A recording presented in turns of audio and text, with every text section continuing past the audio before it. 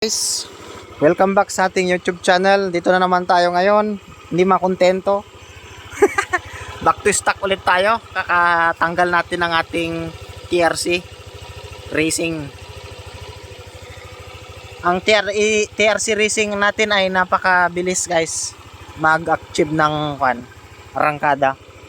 Mabilis lang din siya sa mid hanggang dulo. Pero syempre, alam naman natin, ang napansin ko lang kasi dito guys, sa kanilang dalawa, mas ramdam ko yung pagod kapag nakakuan ako. Kapag naka open pipe ako kasi guys, yung syempre mas maingay siya. Ramdam ko yung pagod. Unlike nito, sa stock, tahimik lang siya. Oh, smooth lang.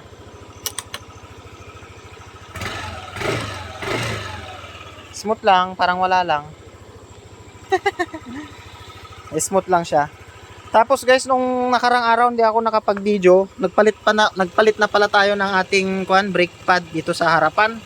Ang natakbo ng motor natin bago tayo nagpalit guys ay hindi naman sa pinagmamalaki.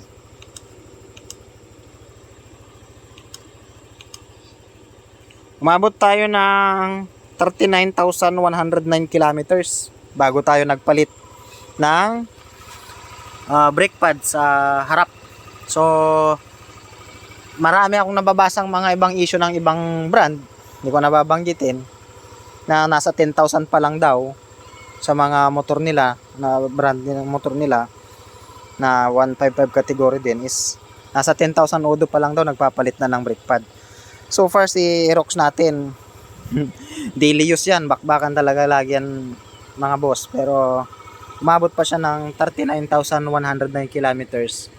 Kahapon lang ako nagpalit. Hindi ko na na-videoan guys. So ngayon lang, kakatanggal ko lang ang ating TRC. Mainit-init pa. So sobrang excited ko kasi nagra-rush din ako ngayon. Anong oras na, gabi na kasi 6:26 na. So bumalik ulit ako si stock. Back to stock ulit. Iba pa rin kasi yung stock.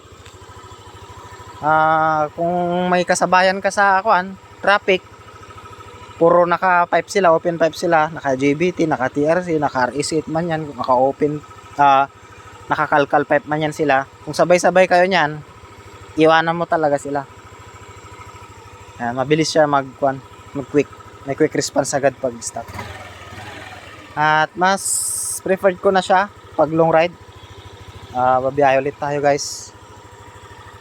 So mas preferred ko siya sa long ride para iwas sita. Ito, salpak ko na lang tong TRC natin kapag may rides ulit. Waswasan, yan.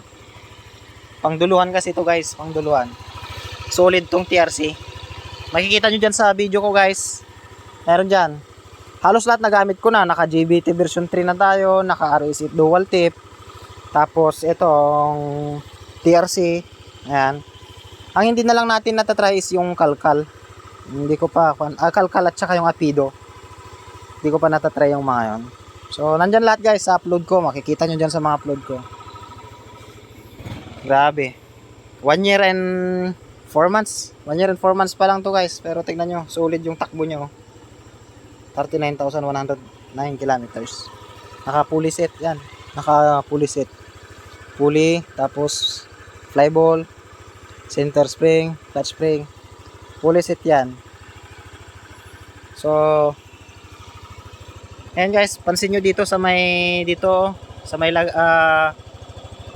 ilaw ng plate light. Grabe yung init dito guys, sobra. Makapasok talaga. Hindi ko alam kung ganun din yung sa Aerox ninyo guys. Ayan, angas makapasok. Pero sabi naman sa ibang group na normal lang daw yun. So far, TDD. Naka-TDD pa rin tayo. Ang lakas. Ayan. So, yun lang guys. Back to stock tayo. All stock ulit. Ay, all stock. Muffler. Stock muffler ulit tayo. Ayan. Tahimik. Tahimik na kapaligiran. So, yun lang guys. Sa mga bago dyan, papitik naman guys ng subscribe button yan para dumami konti yung natin. follower natin. Yun lang.